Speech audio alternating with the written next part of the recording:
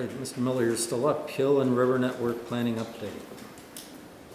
Yes, so this is no motion, just information for you all. So we've been working on this project now since about last October, so not quite a year yet. We are in what is referred to as conceptual design. So we're finishing that, that's done. We're now about ready to embark on design development, which is a much different financial commitment, and it's a commitment that we have to make with our eyes open in terms of, are these things tenable, and how do we begin to think about them in terms of building them and maintaining them? And those are very important questions that we have yet to answer. So we're sort of in a little bit of a holding pattern, and I'll revisit that as I close this out. But just as a reminder, the project is essentially three parts. It's what we referred to as street improvements, the Hillside Park, which is envisioned in GR Forward as Switchback Park, and that existing rail tunnel that cuts underneath the highway, the old GR Press tunnel, that is sitting really sort of underutilized at this point in time. So the street improvements portion of this project is really centered on one thing, but it's a really big thing. So when we started the project, we didn't really have this in our scope or in even our view, but very early on, the city engineering department brought to us a concept of what do we do with the Division Avenue and the Ionia Avenue right-of-ways. They're sort of redundant when they're put together. So how do we begin to think about that in a different way? And I think city engineering actually brought us a drawing and showed us a concept that they were thinking about, which is essentially taking this existing configuration. So you can see sort of Division Avenue up on this hill, and then about 7 feet down from that is Ionia Avenue. And they looked at it and said, why don't we move Division Avenue into Ionia Avenue and make the Division Avenue right-of-way part of a park? And so that would begin to look something like this. So you can see where that old Division Avenue right-of-way is now sort of part of a terraced park that brings us down to that Ionia. We certainly have some things to think about with that in terms of how we implement it, how we deal with bike infrastructure in it, but this particular plan shows us that there's a cycle track adjacent to the new Division Avenue. We refer to it as still Division Avenue and not Ionia. So that's one component of this project, and it's a substantial component. We have, in the concept design phase, some cost estimates, and I think that it's always important to understand when we're looking at a cost estimate at this level, it's sort of a broad shot in the dark almost. These have about 30% contingencies attached to them, so it's a very broad and big contingency, but the realignment of this is estimated to be about $11.5 million. So that's a substantial undertaking that we need to have discussions and figure out what that looks like. So that's one aspect of the project. And then this is sort of the design drawing that we're working from. It's a little too technical to really get into, but it begins to show that it is tenable to do this, it's feasible to do this, and sort of some of the implications as we have to tie it back into the existing Division Avenue right away from the north and the south. The Hillside Park is the other component that's really sort of integrated now into this Division Avenue piece. When we started the project, we thought of the street stuff as separate from the Hillside Park stuff. But by doing what we're doing, which is essentially integrating that Division Avenue right away into the park, we can no longer sort of separate them. They have to live together. So you can't do one without the other at this point in our design. So when we think about the Hillside Park, it's still an incremental project, but it is dependent upon what happens with the Division Avenue piece. So that becomes a very important conversation piece as we move forward in order to begin to think about implementing the Hillside Park. So we've worked in these last few months with a variety of stakeholders, including the neighbors up in Belknap Hill, and really sort of analyzed both the topography of the hill, the tree canopy of the hill, the existing conditions of the hill, soil conditions, and looked at how to best bring this 100-foot drop down from the top to the bottom. And looking at both stairs, ramps, what we would think of as a non-motorized path, We even looked at a variety of mechanical means like funiculars and elevators, which proved to be a little bit too expensive initially, but the big scary thing was the actual cost of maintenance and operations over the course of a long period of time. So those are sort of outside now. We've taken them out of the design and really looked at more of a, I guess what we would think of as a low-tech model of building this thing. But you can begin to see how this stuff works. There's a Hastings ramp that connects down from the existing Hastings infrastructure. There's a Newberry ramp that connects at the park. That all integrates into stairways in 2 locations where they exist today, and then a minor stair further down that integrates all of this stuff together. So there's multiple experiences and multiple paths along this trail for users to choose different routes and have different experiences as they go up and down the hill. The other thing about this that's important is you can see how it integrates into that Division Avenue right-of-way, which is essentially right here. So some of this stuff has to spill into that to make up for some of the differences that we're dealing with the height of the hill. And then it gives us the opportunity along that Division Avenue right-of-way to put in specific things, programming things, like say a dog park, a skate park, a water park, something, you know, wherever those yellow ellipses are, there could be things that happen from a programmatic standpoint to make that, to add to that park system. This is a view of it from looking south, so you can begin to see how this thing sits on the hill. This is about as far as we are. This isn't engineered. We don't really know what the mechanics of it is, but we do know that it works. It works with the contours and the grading, and it integrates pretty well into the hill. We just have to be strategic about how that happens so that we don't disturb, or we limit the disturbances of the hill as much as possible. Another view of the infrastructure, the proposed infrastructure, and then just some shots of what you might experience as you're along that pathway looking down into Monroe North.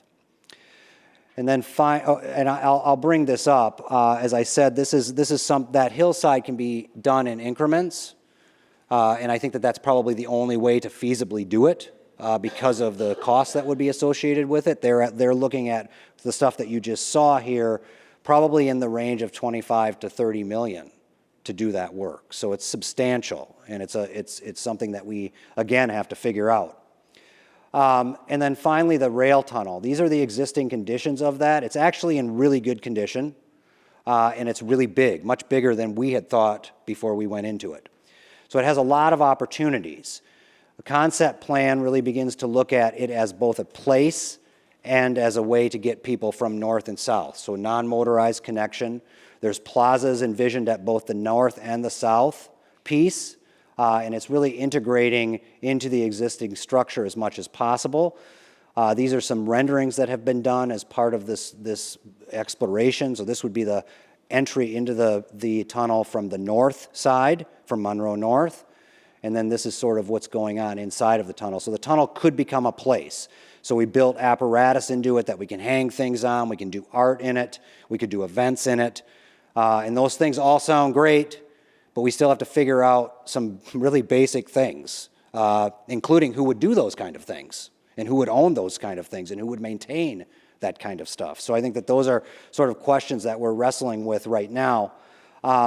So in just to give you a heads up on where we are today, we have been working with many of our partners during this project, but in particular today, we are collaborating with the City of Grand Rapids, and that's multiple departments. That's planning, that's engineering, that's mobile GR,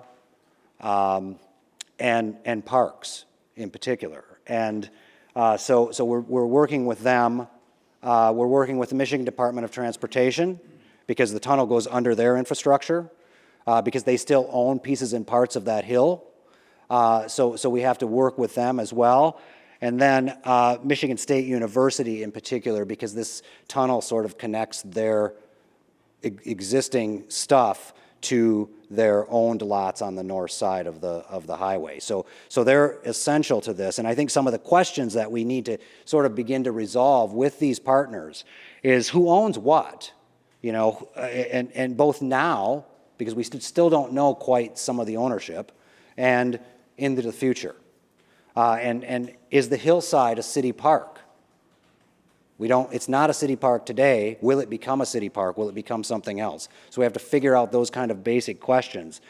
Who maintains these things? So these are significant investments. They will require maintenance over time. And so we have to have some kind of discussion about what that is. That's predicated on probably the ownership to some extent. And then how they might be programmed and who programs them. Again, probably downstream from some of the ownership questions. And I think that a big one, maybe if we look at it as a critical path, you know, how and when might we reconfigure Ionia and Division? How does that happen?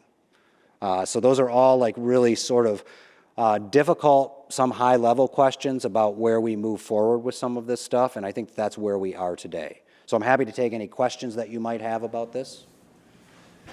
Yes? I'm wondering, as we develop more as a city north, like Monroe North and some of those streets, do we expect also more traffic on the east and west streets? In my head, I'm just thinking about, you know, speed of cars, stoplights, things like that. Yeah, I mean, I think that that is a question. I think that there's a lot of discussion about that, in particular today, just because of the amount of change that is happening in Monroe North, and some of its limitations in terms of its connectability. I think that some of the stuff that, and I glossed over it in the streets portion of it, but we have discussed like what some of those intersections might look like. You know, is the Division Avenue and those intersections that we're creating on it, are there roundabouts, are there traffic circles, are there signals, what kind of crosswalks might be there? And then within the network that's in Monroe North, what are some of those intersections? A lot of discussion is centered around the intersection at the bridge at Newberry and 6th Street, and that crossing between those two parks. So that's a question. What is that intersection like? So I think that we're having those discussions. Those are more detailed to some of the broader ones that I mentioned. I don't know if it's popular, if you will, still for the, I know what you call it, but for the crosswalks that go above the street. Yeah. We've had a lot of conversations about elevated crosswalks across Division Avenue, and I think that where we've landed as of today is that if we can make Division Avenue, the new Division Avenue, like Monroe is by those parks, it doesn't need a bridge. It'll be a very easy, nice crossing, predictable crossing. And so I think that but the neighbors have at various times said, why don't we just build a bridge? Because they don't envision, they look at it as it is today, and it's sort of like just a Thunderdome to get across there. And so like, how do we begin to think about making it a better place to start with? And the last thing I'll say to that is, I assume too, impact on some of that, or traffic even, would be any future development of the Creston neighborhood. So I like imagine it, you know, I love that area too. So it's like, if it really gets bustling, then you got a whole lot more between, you know, that area and downtown as a major corridor. Yeah. Yes. Is Division or Ionia currently a state trunk line? No. No, they're not. Okay. So we wouldn't be able to get any funds potentially from the state. I think whether we could still, I think that MDOT has even expressed the possibility of getting funds for not just the streetway itself, but some of the connectivity that goes off from that and towards the river. So there's a lot of money flowing into that system right now in terms of like the reconnecting community stuff. Yeah, you're reading my mind. So I think that when we met with them initially, which was back in January of this year, some of their early comments were just talking about those kind of opportunities. So I think they're a good partner to have in the discussion, not only because they have a lot of ownership in it, but like also because they can help us figure out ways to potentially finance some of this stuff. Okay, good. Because it's a big lift. Yeah, it is. My other two questions, for the rail connectivity, are we also thinking bigger and broader about where, once we get up on the hill, potentially the connection point is to the possible rails to trails work that we want to do to go further out? Yes, a little bit, yes. So I think that if we think about, like, in particular, the Hastings connection, which would integrate into the network on the hill. You can come around and really go into the neighborhood where what is the Highland Park? Yeah, Highland Park. So, and that Lowell Trail potentially cuts right through the lower part of Highland Park and goes out east. So I think that there is a lot of potential in terms of the connections that we've already made and the connections that we envision both for this and for the what we would commonly refer to as the Greenway. Okay. And then one last question slash you have comment. 3 questions. I did have 3. I Not just a didn't put them all 3-part. together.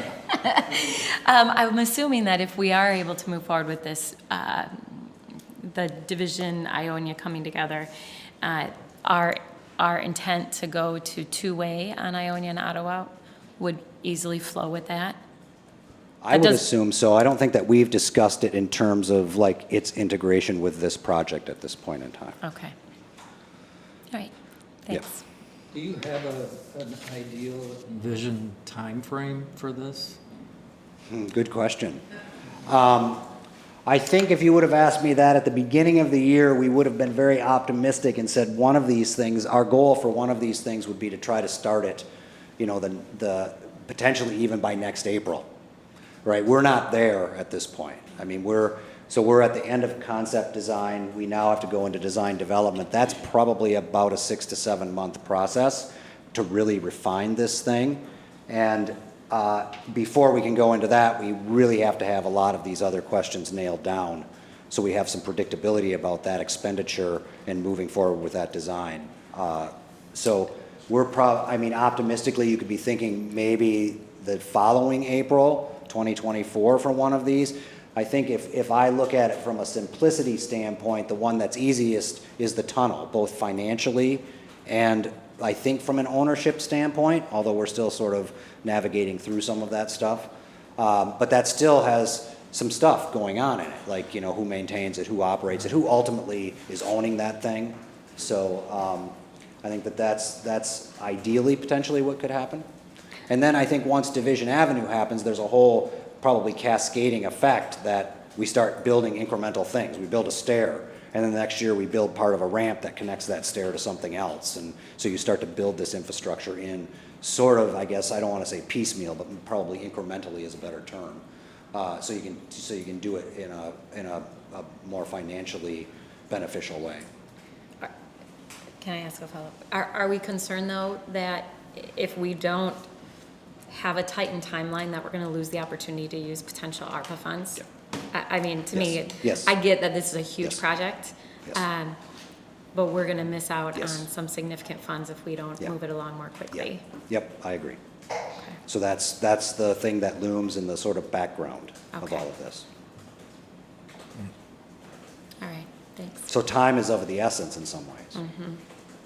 Yeah. Any other comments or questions for Mark?